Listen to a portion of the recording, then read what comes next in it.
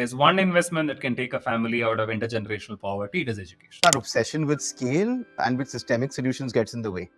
Because the moment you put this constraint on saying that, oh, we are only interested in solutions that governments can implement for every single child, at that point in time, you miss supporting the child who could be a great artist, you miss supporting the child who could be a great athlete. And the first thing that you have to do as an educator is create that environment for them in their classrooms. When they feel loved, when they feel that they can learn.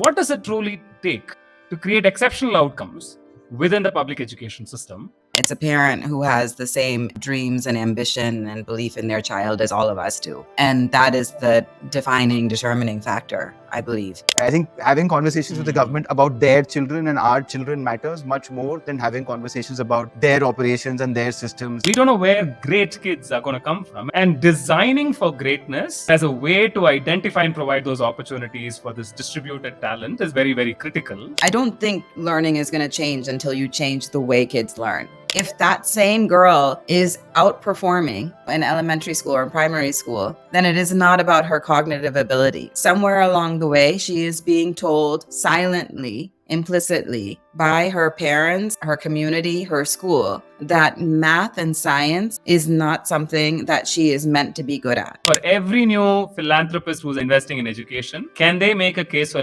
investing in excellence, investing in STEM for girls, and investing in making those role models happen? Welcome to Decoding Impact from Sattva Knowledge Institute, hosted by me, Rathish Balakrishnan, where we take a look at population scale problems that need immediate and urgent attention and go beyond seemingly simple solutions to understand what does it take to solve these problems at system scale by engaging with experts on this topic.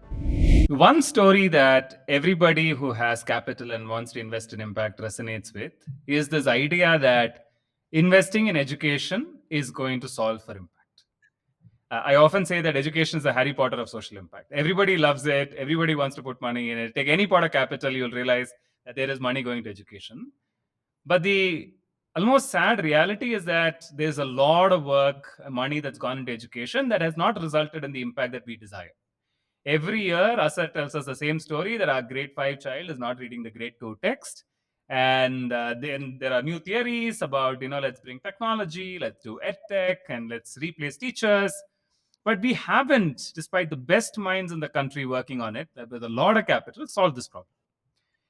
And it sort of begets the question, which is, are we even setting the bar high enough? Or are we, to put it mildly, setting poor goals for poor people? To answer this question, I want to bring in two people who have actually worked on the ground with people with economically poor backgrounds on creating solutions that can solve for intergenerational poverty.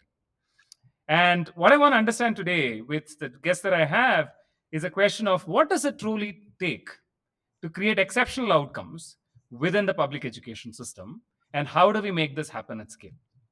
Joining me today are Akshay and Vandana, both dear friends and people who today are co-CEOs of Avanti Fellows. I will let the two of them introduce themselves, but Akshay and Vandana, thanks so much for being part of this conversation. Thanks for having us. Yeah, thank you for having us. I can go first. I'm Akshay. I co-founded Avanti now almost 15 years ago. Before that, I used to be a consultant and helped start a medical device company in California. Started off at Avanti as a teacher, which I still think was my favorite part, teaching physics, the subject that everyone hates.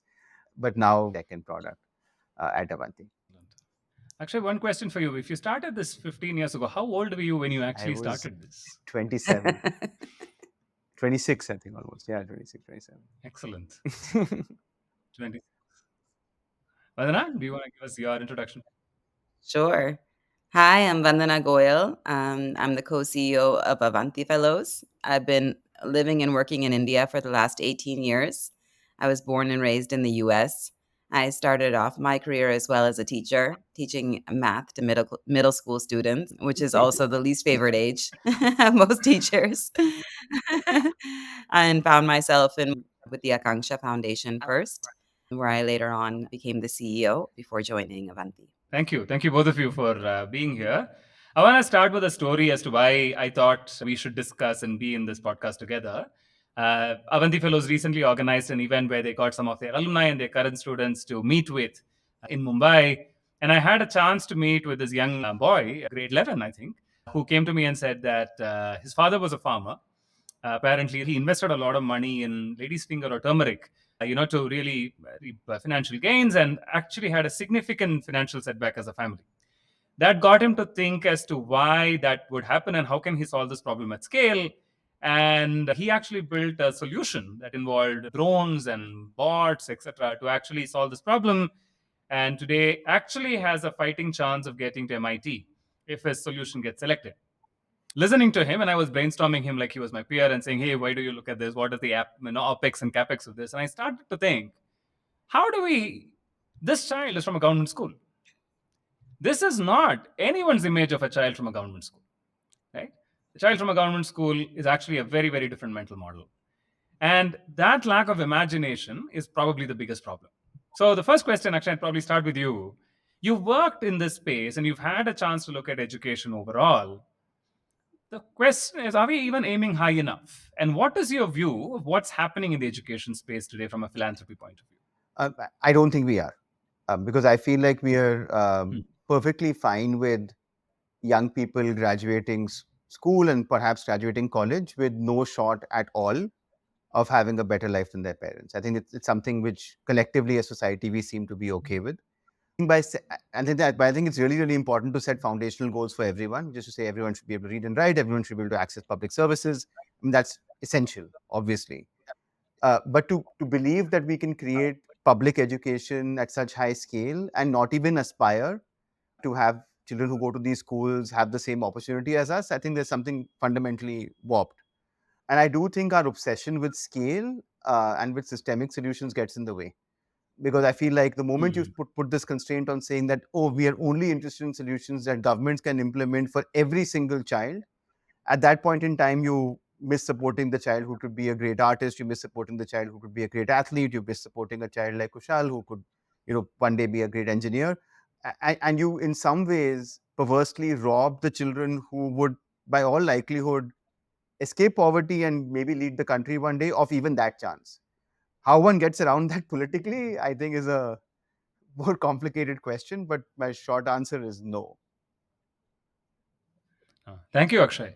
Vandana, I want to come to you. You've had a chance to look at this problem at two models, right? One is the Akanksha model where you ran your own schools, and then now you're able to see what Avanti Fellows does as well. In some sense, the question that Akshay sort of said is that, hey, designing for all kids is a problem. But when you look at individual child and put the child at the center, this possibility is very, very real. What have been some of your observations on what enables a child to actually achieve this sort of potential? Yeah, that's a great question. I think one thing that has remained consistent over the years that I've been doing this work is that, especially for children from disadvantaged communities, they crave a sense of security and care and belonging. And the first thing that you have to do as an educator is create that environment for them in their classrooms. When they feel loved, when they feel that you believe in them, when they feel that they can learn, right? That half of it is done. And I think that is where we fundamentally start off on the wrong foot in all of our schools across the West in India. And the second is what you're alluding to, which is once you create that environment of care and respect, do you really push their own understanding of what they can achieve? Do you really set that bar high enough of, yes, you can solve this problem. Yes, you can read this book. Yes, you can, Kushal can actually solve a problem like that. Right? Do we actually approach our work with our students, every day with the belief that they can go to MIT or go to IIT or go wherever they want to? And I think those two things, in my experience, starting with that foundation of care and respect and belief, but also balancing that with the push and challenge that students need. I think those two things is what all schools need to begin with, and that's what we've tried to do in the Akanksha schools, and that's what we try to do in Avanti classrooms as And well. sometimes we underestimate how important this is. I remember talking to a set of people who started working on learning outcomes, and they said, the problem is algebra. Because you're sort of thinking about, where is that academic complexity? Because there's a concept that I don't get. And I think partly that comes because a lot of what you said, we've as people taken for granted because our parents were loving, caring. We probably with teachers who gave us that environment. And so we zoned in on, hey, let's solve the problem because, and I remember passionately people discussing with me saying carryover is the issue. You solve a carryover, people will, get to math, etc. I also want, Akshay, maybe for you to come in and then give everyone a picture of JNV schools. And it's also it's a set of network of schools that lot many people know of. People know KV schools and people know regular government schools. But what is this network of JNV schools? And even as a person working in this space, why did you choose to work with them specifically? Yeah, so it is, objectively the best performing school system academically in the country.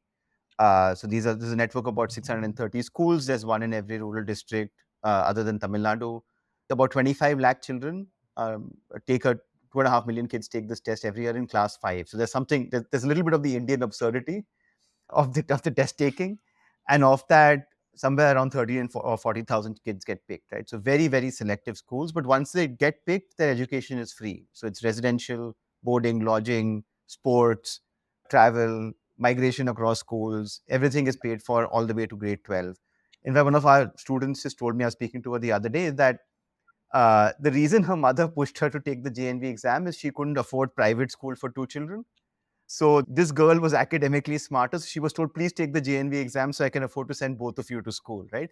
So in rural communities, these schools hold, the same standing as an IIT would hold or an IIM would hold, which is a short way to, in those communities, to progress outside of the everyday rigmarole.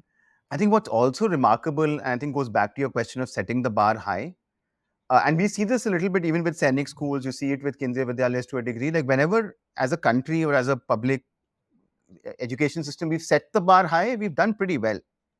Like we tend to do a pretty good job of building reasonably well funded, not overfunded, but reasonably well funded institutions of excellence. This is something India is actually good at. And you can see that in the JNV system, right? Where I think a few years ago, there was news of some Olympic athletes coming from the JNV. It's not just academics. These kids, because they get good nutrition, they have a regimented schedule, they play sports, they do well at almost everything, including art and the sciences and sports. And it doesn't cost that much more, than what we end up spending in municipal schools in a place like Mumbai.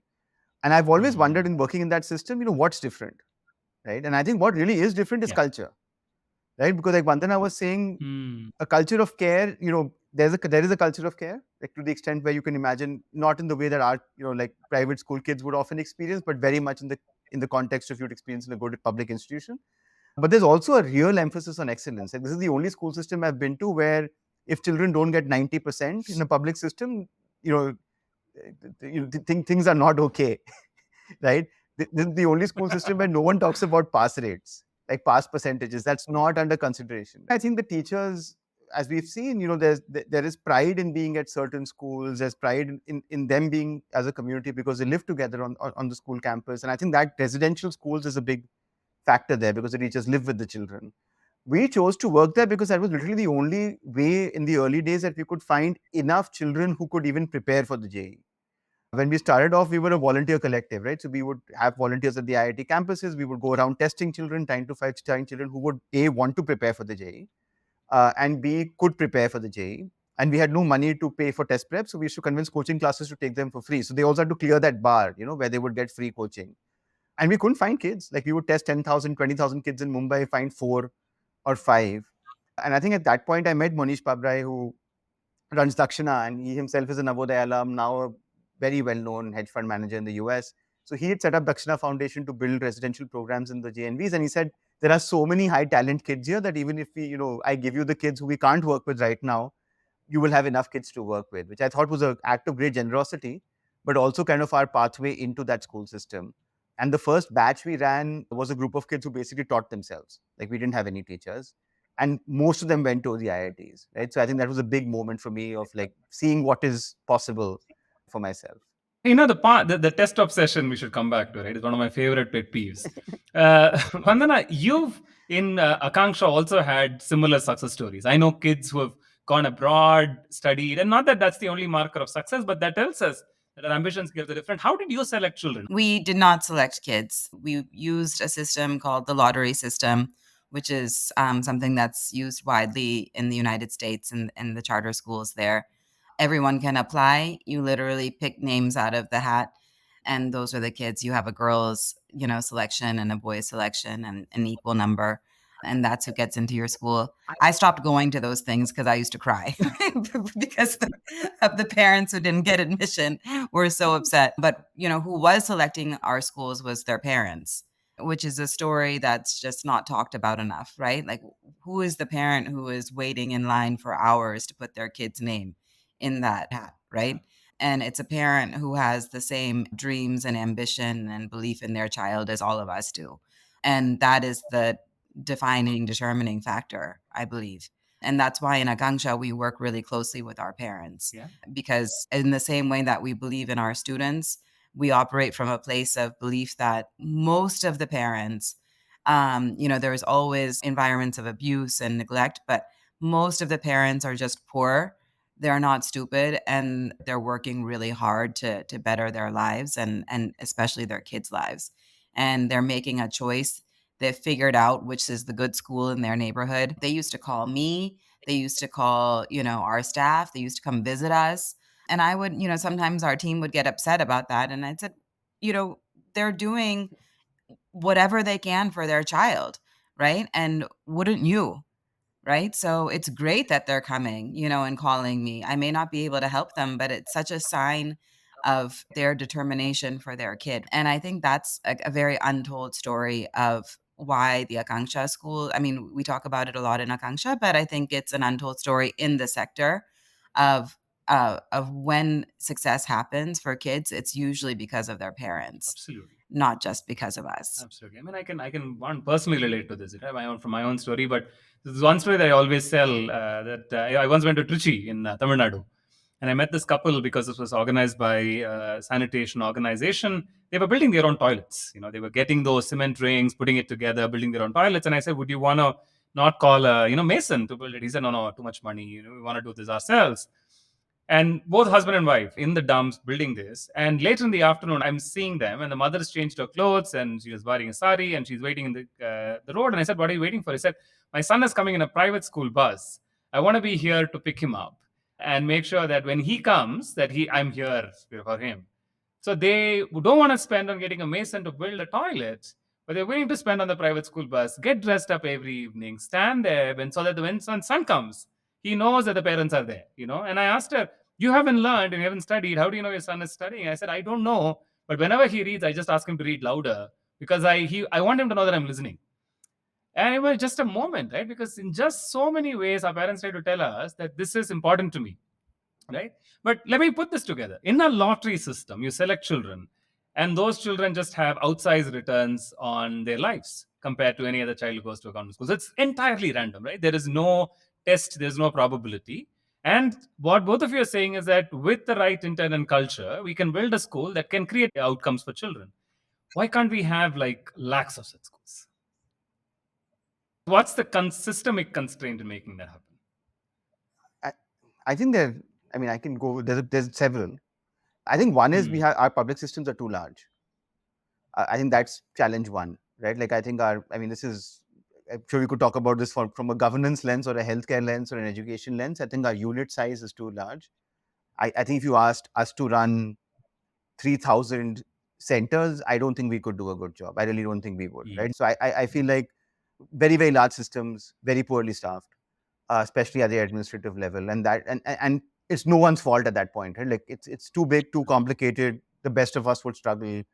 The best of us do struggle when we attempt to try and fix these.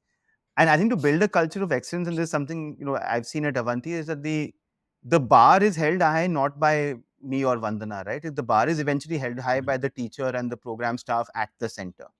And there is variance even in our programs between one center and another, and the culture at one place and another, right? So I feel like building culture is essentially a decentralized process, and public education is very centralized. I think that becomes barrier one. And I think that we've tried all kinds of things. By we, I mean the sector, right? Like we've tried to do parent-teacher associations and many other things. I think it starts at the very top, right? Because it's not a politically viable thing to focus on, right? Like I think it's actually politically extremely viable to say, I am launching a network of now 20 great schools, right? Which you didn't have before, or rebranding 20 not so great schools as now 20 to be great schools. And because building culture takes so long, it's in no one's political interest to really invest in doing it, right? So I think in my mind, these are two really, really big factors. And if we really want to have great schools, I think this needs to be broken down into smaller units. There need to be many other organizations that are well funded to do it, either by the government or by philanthropy. And I think the private solution hasn't really worked well at the low price point, right? So I think it'll have to be high cost. Now, with how we figure that out, and we've tried in India, we've had aided schools, we've had, but who's holding, to the start of this conversation, like who's holding that bar high, right? And who's letting the people who are slipping under the bar get away, right? And I think until there's public outcry about this, this is not going to really change. Yeah. Well, anything from your side on the same question? If you had to do this for lakhs of schools. Well, first of all, I just want to echo what Akshay said is we all struggle to do it at any sort of meaningful scale. It's really tough. I think it starts a little bit from the beginning of how aspirational it is to teach. And this thing of, the kids who can't do anything else, like go to, do your D.Ed or B.Ed and, become a teacher, like if you can't do anything else, right? And it is a exceptionally difficult job to be a good teacher. It's not very hard to be a bad teacher. But it's really tough to be a good one. And we talk a lot about respect and guru and all of these things, right? But do we really have a lot of respect for the profession? And have we designed our system to demonstrate that respect, right? Do we have these kinds of conversations when someone joins their training to become a teacher? Are we talking about, what is it like to, love your students, believe in your students? Do we even talk about that in our teacher education classes, right? What does it mean to hold a high bar for them? How complex is it to teach these things? We don't do that, right? So we have this, influx of people in the system who are looking at it, especially in the government system, as job security, right? And a job that's like good for mothers a lot of the time. And antiquated teacher training system where we just replicate what hasn't worked. And then there's a system that just reinforces that, right? Because it's so gigantic, all they can do is push like administrative procedure to get anything done, right? It's just trial by, resolutions and notices. Like we used to get in our schools and municipal schools, we just get notices, circulars, right? And that's what, what determined what we did, whether it was attendance or like collecting some sort of data. And this is where the time goes. And many people have tried to change these things. It's exceptionally difficult to change them, even one process, even one procedure, right? Which is why I think having models of excellence is really important in the system. That was the idea of Akanksha. I think that's the idea of the Navodaya schools, right? Where you can really create outsized outcomes within the government system. But our, dream when we started the schools was that what we're doing can actually be replicated in the rest of the system, but it's not so simple, right? Like there's many, many structural reasons, systemic reasons that can't happen, even when the will is there, right? And contrary to maybe public opinion, the will is there in many systems, right? There's many amazing politicians, bureaucrats who want that kind of transformation to happen, and they've also struggled and met a lot of resistance, right? I guess we would answer that with a lot of humility of how difficult it is to create that change for lakhs of schools and students. I have one last question on this, and I want to wrap it up because I have a lot of reflections, but I just want to ask this one question that keeps coming up, right? Everyone who gets vexed with this answer that we just gave, and this happens even in some of the more, evolved boards of education organizations that I've met, and some of whom where they step back and say, then why is government running schools? We should just shut all government schools. Let just the private sector run all these schools, right?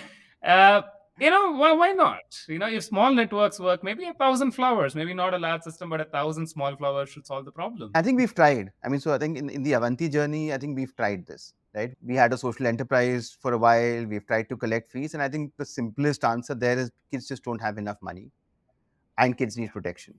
Maybe they don't need to run the schools, but they need to be deeply involved in this process. And that's something one has to figure. But I think to imagine that the market cares more than the government, I think is really foolish. right? I think it's outrightly foolish, right? Nobody, and I know this ecosystem now intimately, uh, no one really cares for the child, right? The only people who really, I mean, in fact, the government cares more than most people for the benefit of kids, because those kids and they eventually vote the politicians in. And there's at least some, at the end of the day, the politician does have to go back to their constituency and face the wrath of the population. No private school owner has to, right? Because there's no accountability. So I feel walking away and just hoping that the market solves it is a little foolhardy. And I think we've done this as a sector. We've tried it and it's not worked. And then every now and then it's so frustrating that we keep wanting to try it again. And and no one in the world that I know of has really solved this at scale. And maybe, and this is going to sound very contrarian, maybe the answer is to not try and solve some of these things at scale, right? Which is to acknowledge the fact that the best maybe we can manage as a first goal is to have one great school in a district. That's achievable. That's in the thousands. That's not, or by population center. And this is, like I keep saying, I think this is something India knows how to do. We have done this, right? We've done this before. And the template is also there, which is you appoint good people, you do greenfield projects, you give them long runway and lots of money, and people are able to do this, right? And we keep repeatedly under-investing in the models that are working and over-investing in stuff that isn't. Right? Why are there not 3 times as many Navodayas? Or why isn't there another Navodaya system? You can call it something else, right? But and when we do it, when we set up KGBVs, when we set up tribal schools, why do we not fund them appropriately? Right? Their funding for budgets for infrastructure is much lower. Their budgets for teachers is lower, right? So when we have models at work, we choose consciously to go and do models that will go to be worse. And then we have so many bad schools that we don't know how to fix them, right? So perhaps the answer is not to worry about solving for everyone immediately. Yeah. So I'm going to bring this to a close and share some reflections. I'm reminded as I'm listening to this in the famous quote from the movie by Pixar, right? Ratatouille. It says, anyone can be a great cook. And it says, it's not that any rat can cook. It's just that you don't know where that great cook is going to come from. It can come from anywhere. And that's the final scene of the film, which is very similar to what we're talking. We don't know where great kids are going to come from. And it's not a function of a certain type of people where we can expect greatness from. And it's not just the Maidans of Mumbai. You could get a Dhoni from anywhere. And designing for greatness, not as a law of averages, but as a way to identify and provide those opportunities for this distributed talent is very, very critical. And I think what we are showing through an example where we ran the schools in Akanksha or where JNV schools are set up is that the model is possible. It can be done at a meaningful scale. It cannot work for every Indian child, but the model is possible. And what it requires is for us to invest in models that work rather than just solving for the law of averages in some form.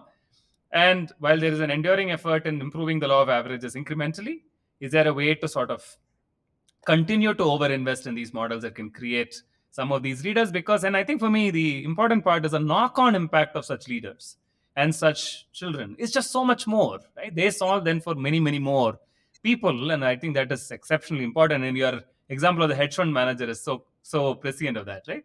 He comes out of the system and then he creates a foundation that can enable many more children to sort of be able to do this, which in some sense, that idea that I've improved math by 4.2% by difference on difference, but no change on life outcomes is ever going to achieve. Yeah. Building on what we just discussed, I want to maybe go deeper now on the how of what makes it happen. I think the first part we made a case that, hey, this is possible. In the second part, what makes it possible? Somebody listening to this conversation is hopefully inspired to say, I want to do this. I want to work with making great schools happen. What are the pieces that you believe makes that great? Like a couple of things we've already touched upon, which is this system of care that we have to instill. Engaging parents is important. But if you reflect on your own journey, Akshay and Vandana, both in Avanti Fellows, and I know you've tried multiple models, we've been part of your journey as well. What has been your learning on what creates a system as a set of factors that enable excellence? I think the biggest thing that makes a system is people, right? And I think, like Vandana mentioned, look, the reality is that teaching and working in education is not something that people would choose easily, right? So I feel like, and if you really look at what progress has been made, like you look at any of these systems, whether they're private systems like an Akanksha school, a Navodaya system, private coaching centers, anything that you see which is working, it has required people to surrender some amount of privilege and commit to doing this. And we have to, as society, believe this is important enough, right? Like, the Right. people who become IAS officers, I think we have many kinds, but I think the majority of the IAS officers I met become IAS officers from a sense of service, right? And I think it's really, really important that people recognize this, that this stuff isn't going to change unless there is some desire to make, not sacrifice, but to commit yourself to this goal, as opposed to, continuing to extend your lead over everyone else. Because I think that's inherent to education disparities, that everyone just wants to have a longer lead and more gap between them and the next person. And I think when those people are in a system, and even if they're a small percentage, it starts to change the system quite a bit, right? Because you can, to the same question of, like, you don't need every school to be great, but you don't know which school will be great, right? It's not correlated often beyond a certain threshold, even within the Navodayas or other schools that you see. It is often, a particular principal or a particular teacher. In the case of the RISE competition, both the kids are from the same school because they have a great science teacher, right? Who just made them use the adult tinkering lab that 50 other schools have, right? So I think having great people matters a lot. I think setting the bar high and the default, it not being okay to not do well, I think really, really matters. As you said, like, you can't be okay with poor outcomes for poor people, right? You have to hold anything we do in the public system at the same bar as we would hold for our own kids. And these are our own kids. I mean, they're India's kids, right? Like, so these are kids that belong to us. Um, and I think that's the other one, where I think some of our historical baggage with, there being different classes and it being someone's lot, I think plays into this. And the last one, it's just like persistence and a lot of, like, doing a lot of work, small things really well repeatedly, right? As opposed to doing great, exciting, audacious things, which I think is another problem with how funding works, right? Which is the big audacious things often don't work, and they often investing in those sometimes come, and many times comes at the cost of doing the same thing that is working incrementally for longer.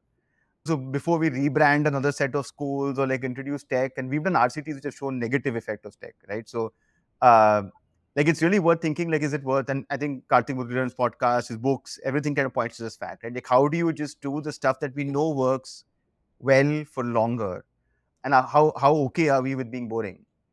I think it also matters. Yeah. Are there anything that you think should be added? Because I'll tell you, and maybe I'll counter what Akshay is saying, is that well-intentioned people working in education is actually, I mean, there are times where well-intentioned people working in education haven't delivered great outcomes too. We've seen really smart people spend years and years, and they change the narrative, but the outcomes haven't changed in a very significant way. So beyond good people, what else is required? I think it's a little bit of low stakes accountability, right? So the accountability that exists in the system is the 10th boards, essentially, right? And the 12th boards. And, school leaving rate, right? Like joining rates, enrollment rates, things like that. That's basically what we hold ourselves accountable to. The reason that those things are scary is because they are genuinely high stakes, right? Like when you go into a Navodaya school, the teachers care about their 12th, 10th, and 12th boards because that's what they're judged based upon. Yeah. And so, what if we, one, removed a little bit of the judgment and talked about like learning, right? But we held a high bar, like Akshay was saying, to that learning. And that was something that the system takes seriously, right? So, for example, we used to take the asset by educational initiatives. So it's a standardized test. Akanksha schools used to take it across our grades just to see how we compared to the best schools in the country. Was there any sort of consequence of not doing well on that in terms of firing teachers or saying that this school is not going to get a certain level of resource if they don't do as well, which is actually what happens in the United States, right? You just take resources away from schools if they don't do well, right? Things like that. So how do you take away the fear from that accountability so that people can actually see it as an opportunity to learn and improve? Like a whole system can, right? When in Mumbai, we have these beat officers, right? Like the BO would have like a set of schools that they were responsible for. Because there's so much administrative, stuff, that's all that they're able to focus on. But what if you actually had a conversation about, a diagnostic assessment and how the kids were doing? And this is one place where I've actually shifted, which is that until you're confident that your system can perform, is there a more consistent set of tools that we can offer schools, from like the principal level down to teachers and social workers, of this is like what good looks like, and this is what you need to be doing. Until you're that Navodaya teacher who's using that Atal Tinkering Lab in a great way, you have to do it this way, right? Like, this is a great way to teach it. Lots of people have tried different great ways of teaching things. Here's a few good ways of teaching it.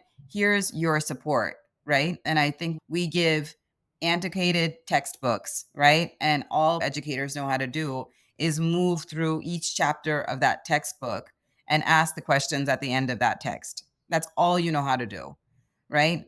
And I don't think learning is going to change until you change the way kids learn, right? And I think, in the between low stakes accountability and the way that we teach and the way that we understand learning shifts significantly, I'm not sure much will change in terms of what's happening in the classrooms. So one, at the center of excellent education is an excellent teacher. If that teacher does not believe in having a very high ambition for the child, in committing to that process in a very intrinsic motivation way, not in a way which sort of seeks eccentric motivation, because then they will quit, because there's so many things that are going to tell them why this is not what they should be doing in their lives. Combine that with a culture of aiming for excellence at an organizational level, which could be a school thing. The school says, hey, listen, this is where we got to be, which I think is another part. And the third thing, which actually you talked about, is doing boring, standard, proven micro practices every day in a consistent way, rather than saying, okay, what is that exceptional thing which we should do. I was in a meeting today and somebody said, what you're saying is not rocket science. Thank God it's not rocket science, because I want to do this, right? So what is those thank God it's not rocket science practices that we need to have, which we can just do over and over again? And four, Vandana, to your point, ensuring that the culture is both, and it's an interesting contrast, right?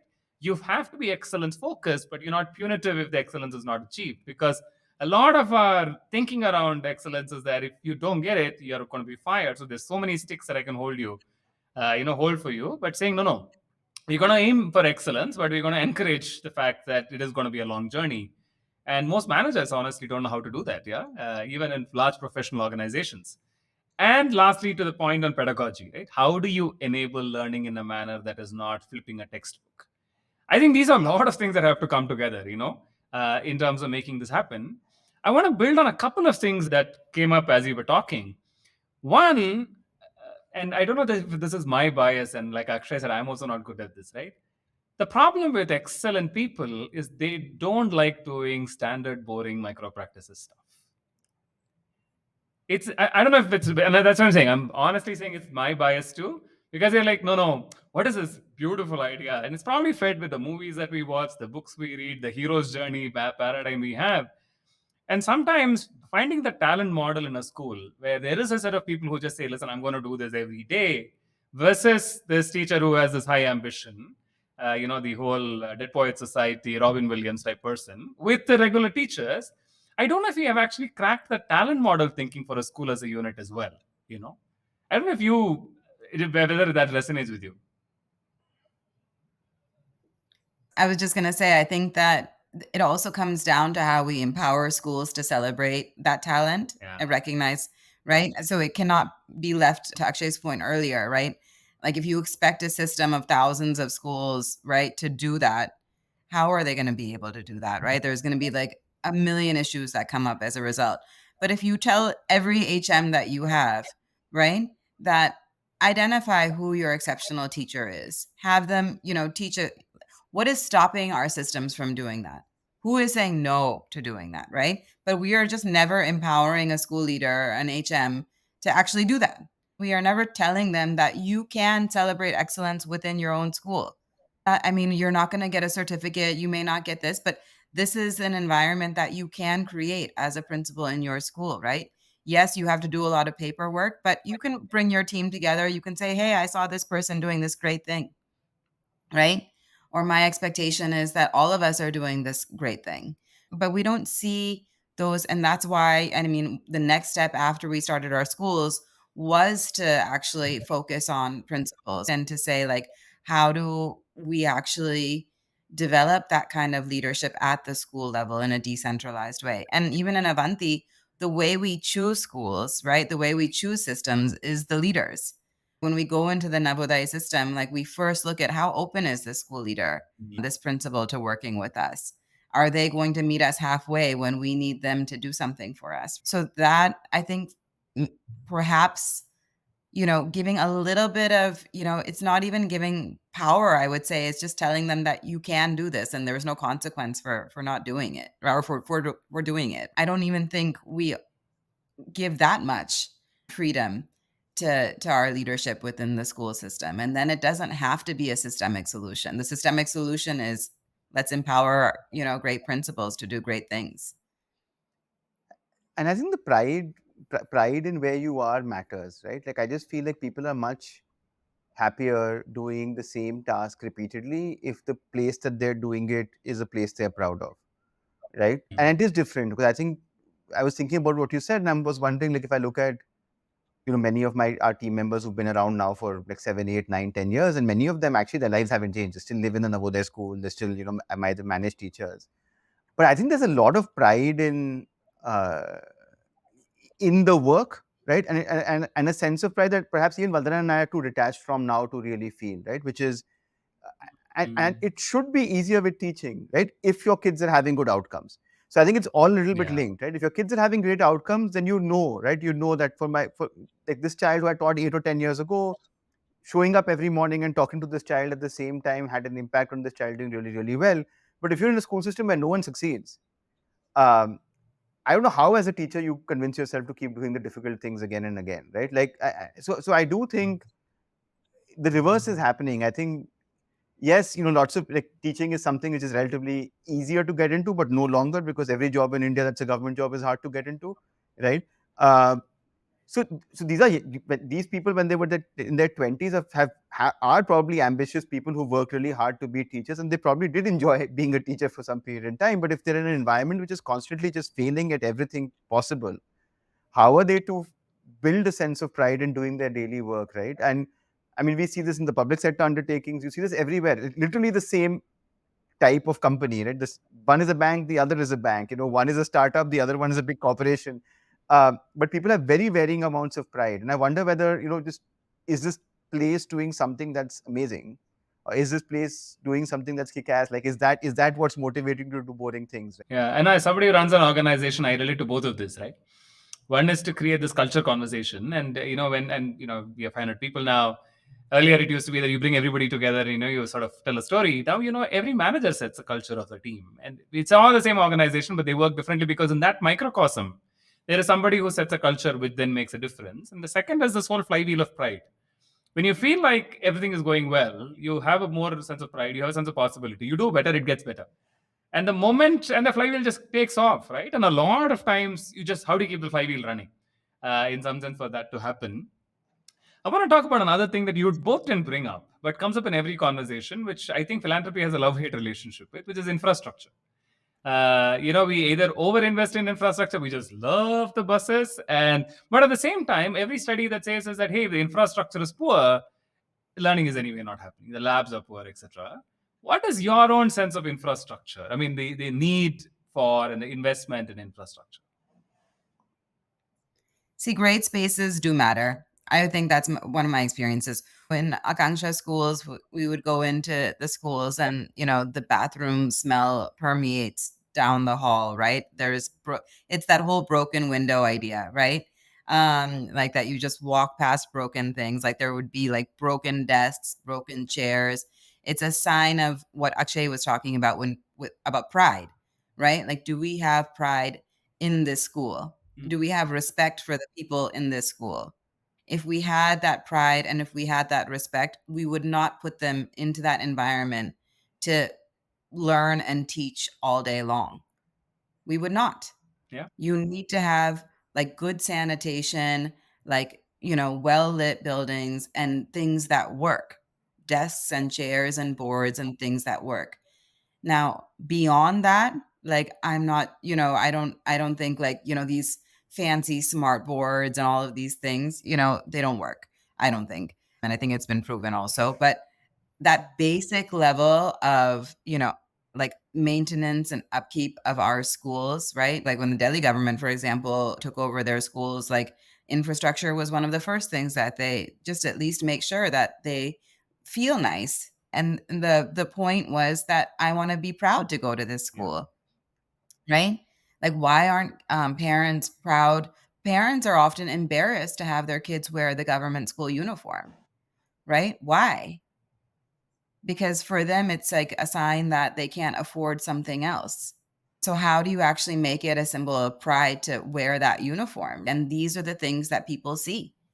So they do matter. And it's just like that inspirational person inside the classroom making it happen, irrespective of, like those very like glorifying, movies that we see about that one teacher who makes it happen anyway. Yeah, that happens, but that's not the point. There's hundreds of millions of kids in these schools, right?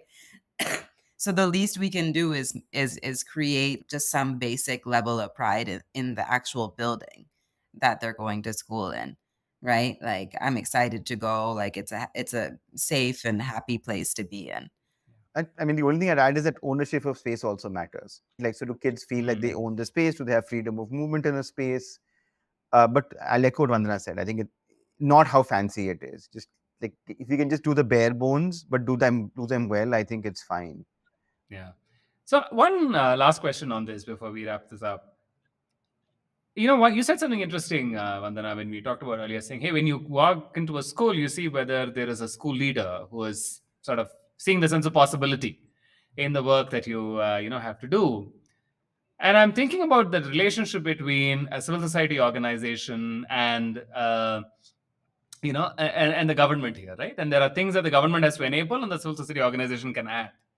In some sense, providing the essential functional infrastructure, ensuring that there is a leader in the school who has a sense of possibility, ensuring that there are functional practices to run the school, I think is what the school should bring, which you can't sort of create. If this is not available, just the right to entry in some sense is missing. What are you then being able to add that then creates, and when I speak about you, and I just don't mean Avanti Fellows, but in your experience, what is that civil society is able to add that then creates that added value which makes that 1 + 1 = 11? I think certainly resources to do things that the government system does not have the resources to do. And when you think about what are those resources, right? We are small organizations that have money for very specific things, right?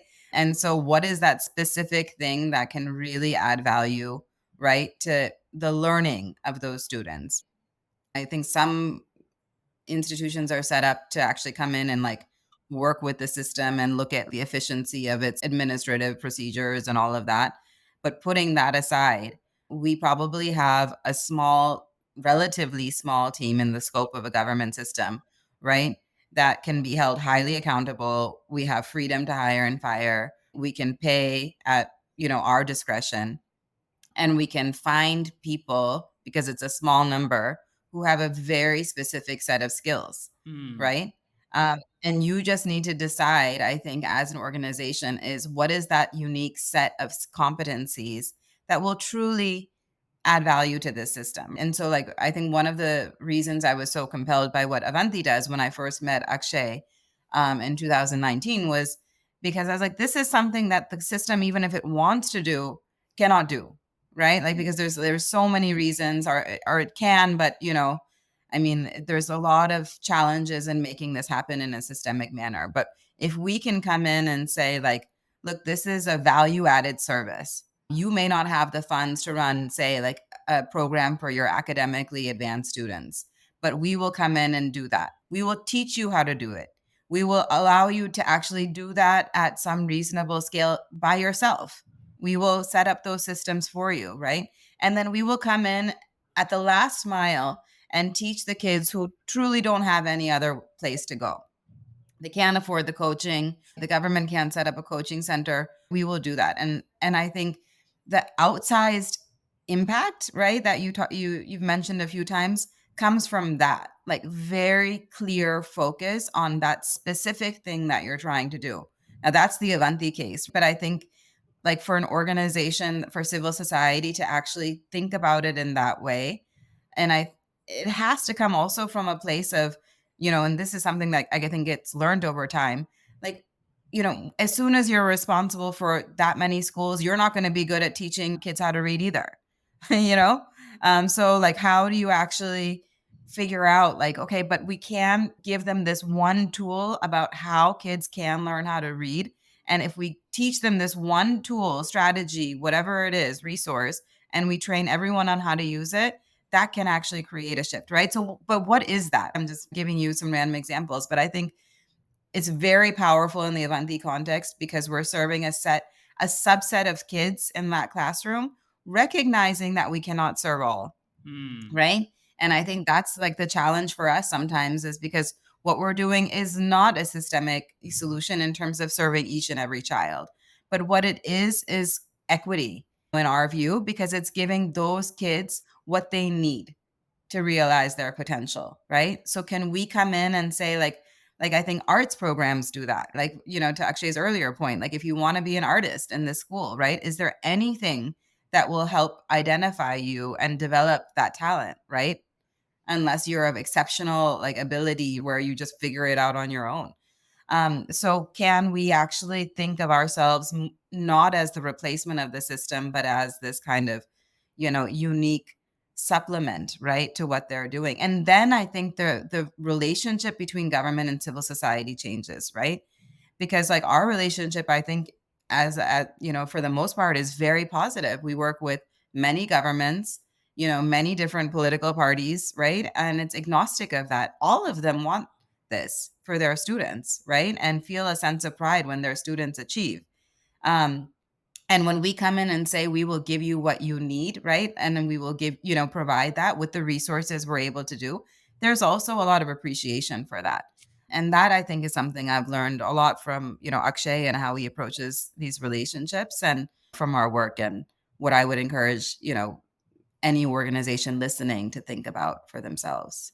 Yeah, and I think it's also important to approach working with the government with some humility, right? I think, and this is something I did when I was early in my journey as well. Like, it's very easy to, uh, I keep likening it to, like startups and big tech companies and other such things. It's very easy when you don't know what it is to run something large to come in and just like, you know, think it's just a bunch of really foolish people who don't know what they're doing, right? Because you just are completely blind to the challenges that they have.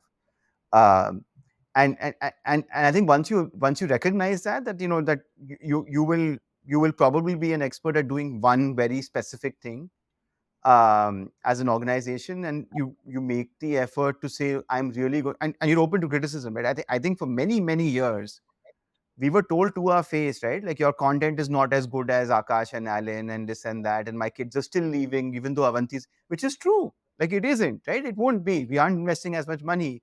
But I think it's also okay that's also okay, right? And I feel like if we were to turn around and say, no, it's not, and so and so from Harvard and Stanford has looked at it, and I've done that, I mean, in the past, right? I just feel like you learn over time that uh, these are relationships of trust, and not really relationships where we are better or smarter, or like we're just in it together, right? And we just sort of figure out a way to do things for kids. And I think focusing on children matters.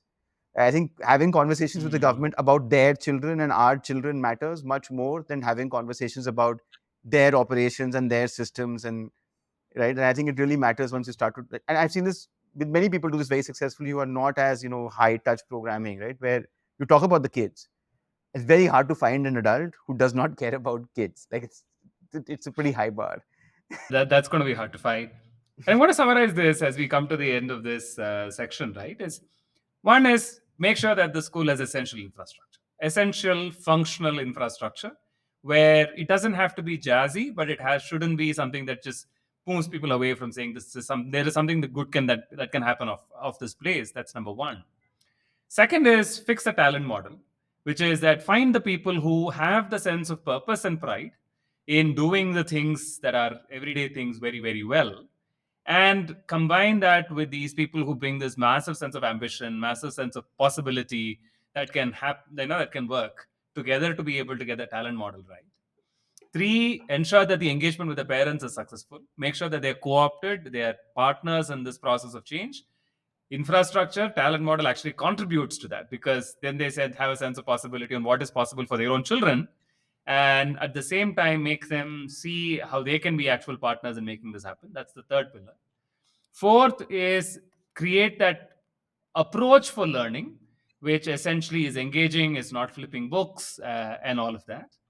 And the fifth part is create the culture where the focus is actually on learning and growing and setting high ambitions and getting us far, not punitive in a way where we hold people accountable for every mistake. In which case, and one of the IS officers said this, is that, I have greater incentive to not do anything than to succeed, right? Because when Yeah. I try and succeed, there's a greater risk that I carry. And finally, which is the point you're adding, is find that catalytic capability that the system will always find it hard to have, at scale, and add that catalytic capability that makes all of this work 10x, right? Is that catalytic Yeah. capability being the advocate for the child? Is that catalytic capability a way of bringing in a curriculum that will help them? Is this catalytic capability the worldview of what is happening outside that can be integrated into the school? Is that catalytic capability a person who just cares a little bit more and and it reduces the transaction friction of running something as effective as this? What is that catalytic capability? You put this all together and pray. I think there's a chance that we make it happen to run a school of excellence. Is that a fair summary? Yeah. Yeah. Great. Yep. Yeah, excellent. Solved it. So I'm going to Solved move. it. Figured That's it. That's it all we need. That's what we do in this out. podcast. We solve complex problems in things that it's so easy to talk about, very hard to do. But I want to now make this a little bit more nuanced, Vandana and Akshay, and talk about something I know both of you care about. So far, our conversation has been a very gender agnostic conversation. It assumes that the same set of challenges apply for boys and the same set of challenges apply for girls. But we know that's not true. In our own research at the Satma Knowledge Institute tells us that at a grade 2 level, the same girl is like vastly better than the boy on math. By grade 5, they get to the same level. By grade 8 or 9, the girl starts to underperform. Yeah. And be it classroom participation, be it sense of possibility, all of what we talked about, be it even parental norms around what is possible for their child, we are dealing with vastly different worlds. How do you make a school of excellence work for girls? And maybe before we get to the solution, and Vandana, I know you care passionately about this, maybe you can get started. What are some of the problems that we're actually facing when solving these problems for girls? Akshay and I care equally, first of all. So, and I have some anecdotes about how he's demonstrated that. But since I'm the girl, I'll talk first. We joke about this a lot. But I think, I also did not, when I was running Akanksha, I did not think differently about our girls and boys. I'll be honest. Like I thought about all of our kids and I never really saw it through a gender lens. We were thinking about all of the kids. I really didn't think of the way that we approach them in the schools, and the intervention actually needs to be different for them, to create equity for them, right? And I guess part of my own personal life journey, which I've shared with some, I think I went from like a very, equal, I guess, family upbringing in the US where I never felt I was any different from my brother. Societally, there were really never any messages, I guess, that I couldn't do things that my brother could. And then, over time, as I lived in India, I saw very different things happening in my own extended family. I see a lot of women who I think have so much potential in so many different ways, right? And who are very constrained by just their environments, the people's lack of expectations for them beyond, just basic like home care, childcare. And it's just started to bother me a lot on a personal level. And I felt like the reason I was a little bit protected as an individual from some of that is because I have always worked and I've always earned my own money. And it sounds really simple and basic, but I think it just gives me a level of confidence and security that I can take care of myself. Like, I mean, now I'm, married in a partnership. Like, it's not, everything is not equal, but I know that if I had to, I could take care of myself financially, not just like emotionally. And I think that is the root of power for girls and young women.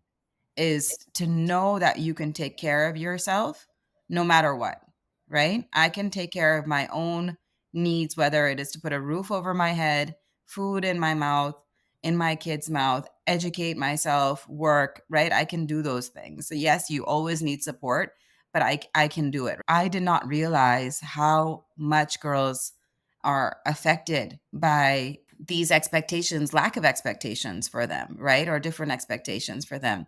And so when we started, I just started asking simple questions. I mean, the first time I met Akshay, I said, I'm really interested in doing this work for girls and for young women. I just think it's pathetic that the female participation in the workforce in India is 20%. I think it is like, I mean, just imagine if you increase that by 10%, how things would change, right? I mean, forget about full participation. And that's what I came to Akshay with. That was the problem I wanted to, think about. And it's like, let's figure out how to do this for girls. And so we started looking at our own data, forget about like public data. And we saw massive inequity in outcomes. We had an equal number of girls and boys, but when you looked at how many kids are getting into IITs, like which gender, how many kids are qualifying on the JE, right? How many girls are accessing the best colleges, how many girls continue to work after they, complete college. All of those metrics, right? Our girls were underperforming. But when you think about how it's like your earlier example of like, it's not about teaching that algebra problem better. It's not about throwing more academic solutions at this problem. If that same girl is outperforming, in elementary school or in primary school, then it is not about her cognitive ability, right? Somewhere along the way, she is being told silently, implicitly by her parents, her community, her school, that math and science is not something that she is meant to be good at, right? There is not an expectation that she is, yes, go get educated, but it's not an expectation or assumption that you are going to work after you finish college, right? That you will continue to work after you get married, after you have kids, and that there is a society out there who will support you, because it's not the case. It's just not the case. That's not the world that our girls are going into, right? And they need to have a lot of internal strength, right? And they need to have allies that they can identify around them, even if it's not a parent, if it's a mentor, if it's a cousin, if it's a teacher. You need to have some sort of advocate, right? And you need to have some sort of example, right? Some of these girls do it without an example, and then they become the example. We see that with our alumni. And that example is extremely important. When a girl sees me, they're going to say, well, you have this American accent, and, you grew up in a privileged environment that I can't understand or relate to. But when they see their own self, right, going out, and whether it's working on a factory floor or designing a product, or, working in an office, or leaving home and going to college, even that step is huge for them, right? And so a lot of this work is mindset related, right? And it's, building that agency in the girls through exposure to role models, right? Through showing them that girls are actually, intuitively made to design things, right? Like we are, because we are handling so many things all the time, right? We are caregivers. We are taking care, even as young girls, right? I mean, as much as I say I grew up in a gender neutral environment, I mean, my mom used to say, well, Vandana, go help auntie in the kitchen, right? So you are always made and pushed to think about others and think about what's happening around you, right?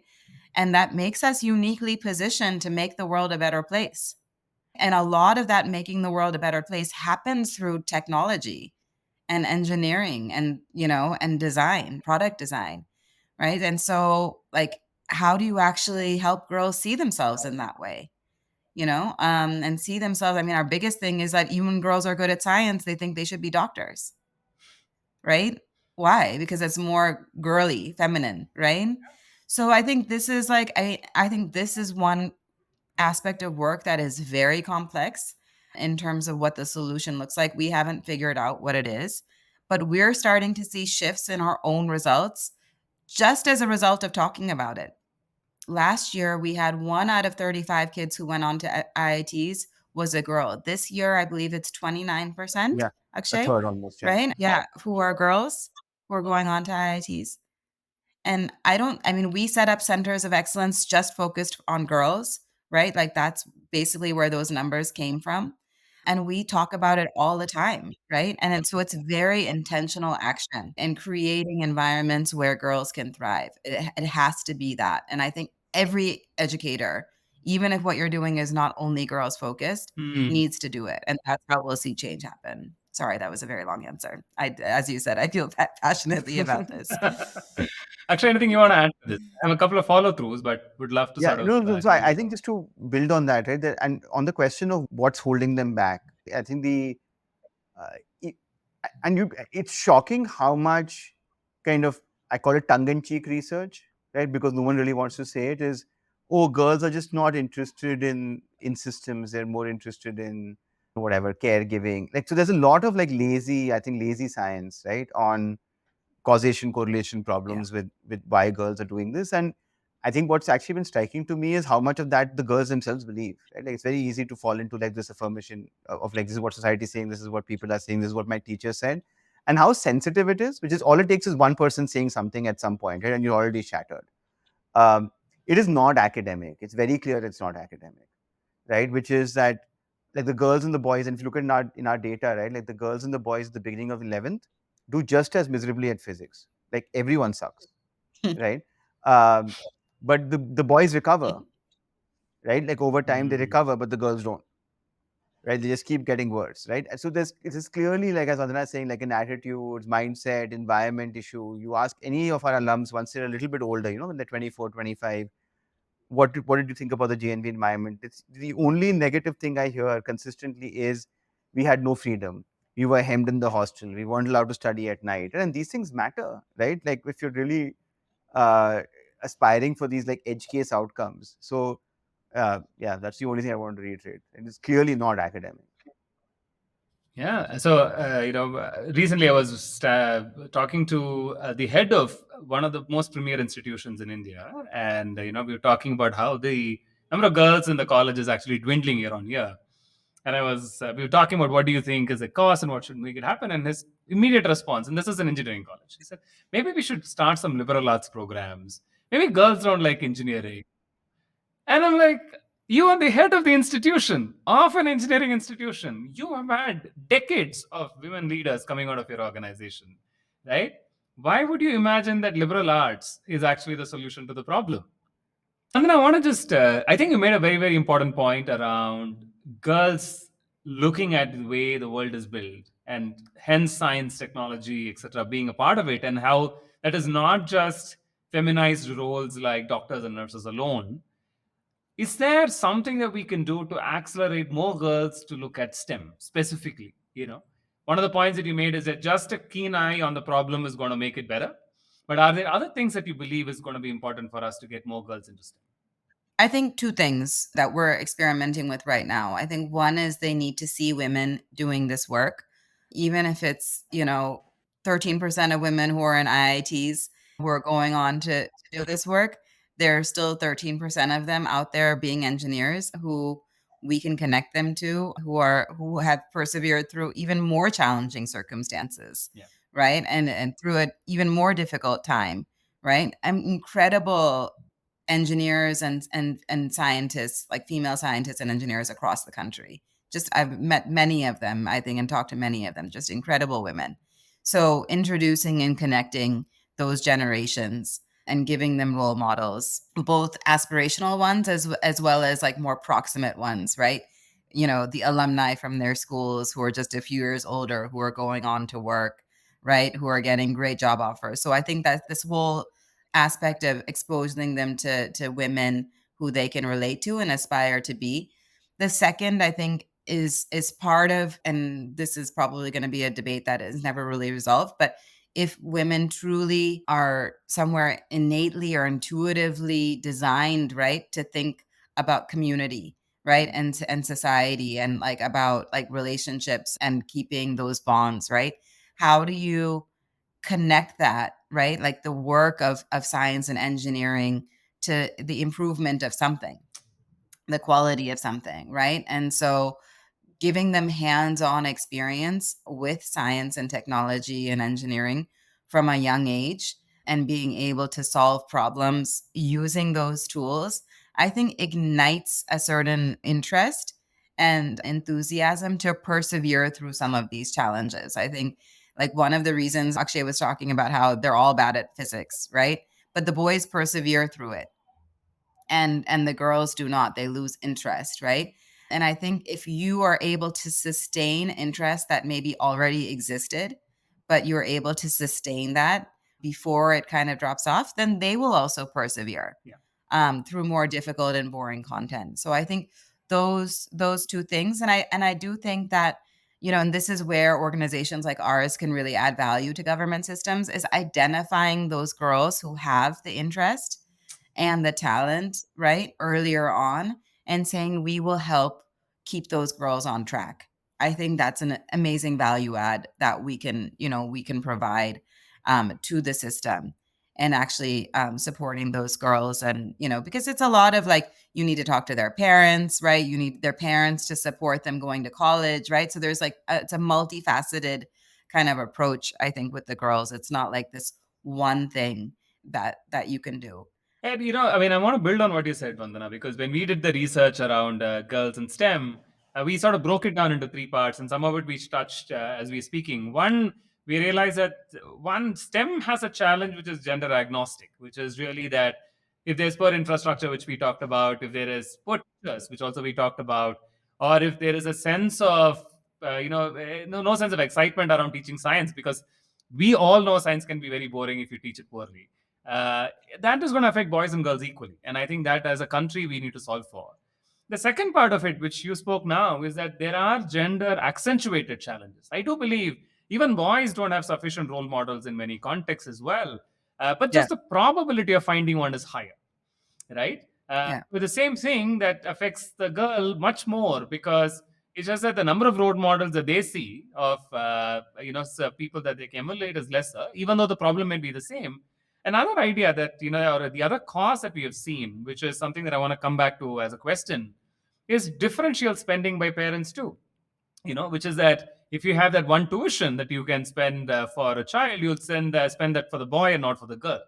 And that one tuition makes a big difference. Like, Akshay, you were saying in the edge cases, if you have that one subscription that you can get to, one phone that you can get access to, and this is not one sledgehammer investment of a few lakhs for a college. This is 1,000 cuts of 5,000, 6,000, 2,000, 9,000 rupees that you just slice their ambitions off. And if you can make that micropayment happen, you can solve the problem a lot more and get them to actually make choices. And the third part of it, which is really the gender specific conversation that we are having around norms and expectations that people have of girls, and how if you don't shift that, all of this works within that limited imagination that everybody is creating for the girl.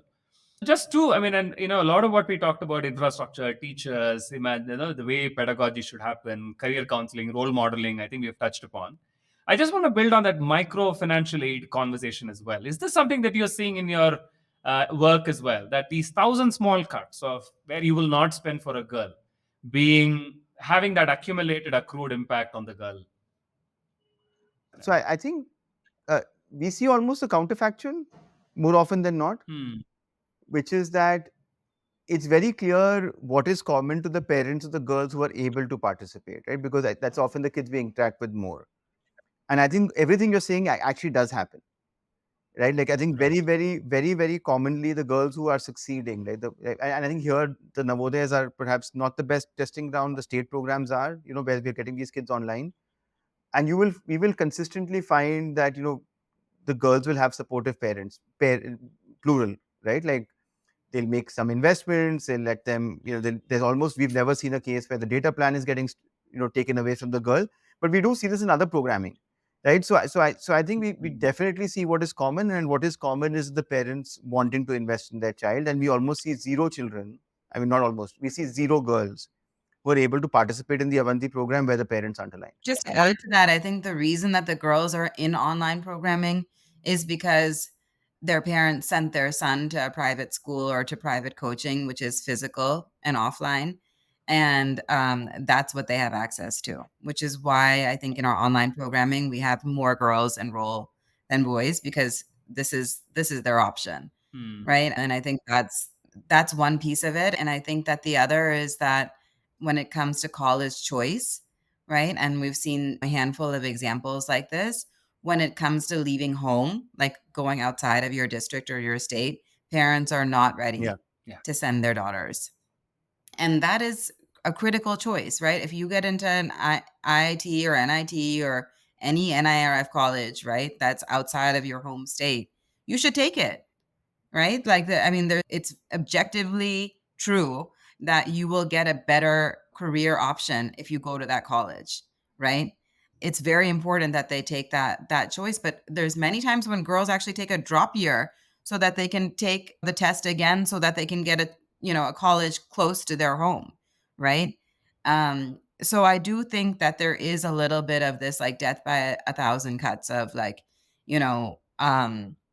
yes, we have an equal number of boys and girls in our programming. So yes, their parents are supporting them at that level. But there are these choices that are being made, for them, right? Essentially, that really have an outsized, I think, influence on the quality of job that they get, right? How much money they're earning, and whether or not they stay in work. Because if a girl ends up going to a local college in their district and takes a BSc course, she's very likely not to work at all, but especially post-marriage and post-children. Right. Whereas an engineer is like 3 times as likely to work as a regular graduate.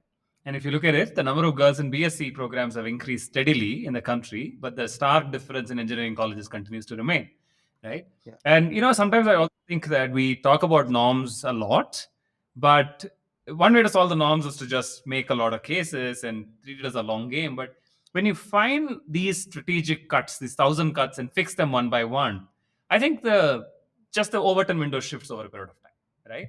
Because it is a much more easier way to make these small decisions change. And saying, no, the girls have to be seen differently, because there's just no way of operating that strategy effectively, I feel. But one girl gets at escape velocity, then 10 girls go. And to make that one girl go, you just have to fix 1,000 cuts, right? And not this larger societal change that we hope will make it happen at scale. I just want to quickly summarize what we discussed, Akshay and Vandana, and thanks for being such wonderful guests. Yeah. So one is, like we said, I think everyone, including me, fundamentally believes that if there's one investment that can take a family out of intergenerational poverty, it is education. Our life stories of people we know, all tell us that this outside jump is not going to happen by buying a home, buying a buffalo. It's going to happen by investing in education. Unfortunately, while we've convinced the country about it, we are not building the systems that actually result in that outcome of outsized impact on intergenerational poverty happen through our education system. While we play the long game on improving the system for everyone, I think we shouldn't wait to solve and create opportunities for those who are across the country today in fairly difficult environments who have a chance to achieve that escape velocity. And designing for that system is not the design that's going to help every child in India. It is going to be a school that actually can work in every district that can actually make this happen for children, and a system that signals it strong enough so that children who have that possibility and have that enabling environment can get there. Building the school, as we talked about, has those layers. It has to have that essential infrastructure, the talent model, the culture of possibility, the engagement with the parents, and the steady routines, and that catalytic value. It's not just that it's easy to say, but we know that this can actually happen. And we've demonstrated that it is possible. And I think investing in this is important, and doing this with a lens that ensures that it is gendered in the view that it has is critical. Because it is not that every child gets the same opportunity. There are distinct disadvantages girls battle with just in terms of their own view of themselves, their parents' view of themselves, the societal norm around what they can or cannot do. And as we talked about, 1,000 cuts in terms of when can you study, when do you have to go back to the hostel, can you spend on that subscription, can you go to that private tuition, etc. And if we can get enough number of girls to demonstrate, like you've done with 19% girls winning IIT equating to 35%, then to 35 to 70% becomes a lot more easier, because in that system, the flywheel in some sense kicks off. And the question that we're leaving for everybody is probably of two kinds. For those who are actually passionate about education, which including my own 14-year-old son, is a lot of people, how can they look at this issue of creating excellence everywhere as a problem that they want to solve for? Because there is need for a lot more entrepreneurial action. But more importantly, for every new philanthropist who's entering India now and investing in education and thinking about this, can they make a case for investing in excellence, investing in STEM for girls, and investing in making those role models happen? Because the outsized impact of that is going to be far more significant. Yeah. Thank you so much for being here. It's been a fascinating conversation. I hope everyone enjoys it as much as the three of us do. We had a great time. Exactly. We had a We had a great great time. time. Yes, that's all that matters. Exactly. Mission accomplished. Yeah. Yes. Yeah. Thank you for so much, inviting Rathish, for us. having us. Thank you. Thank you, All guys. right, Thanks so much. Thank you for listening to this episode of Decoding Impact, a Sattva Knowledge Institute production. I'm your host, Rathish Balakrishnan, co-founder and managing partner at Sattva Consulting. If you liked this conversation, head on to our Sattva Knowledge Institute web portal for more knowledge articles and publications. You can also check out the season 1 and 2 of Decoding Impact on Spotify, Apple Podcasts, or any other place where you actually consume your podcast from. Join us again in a fortnight for another episode of Decoding Impact.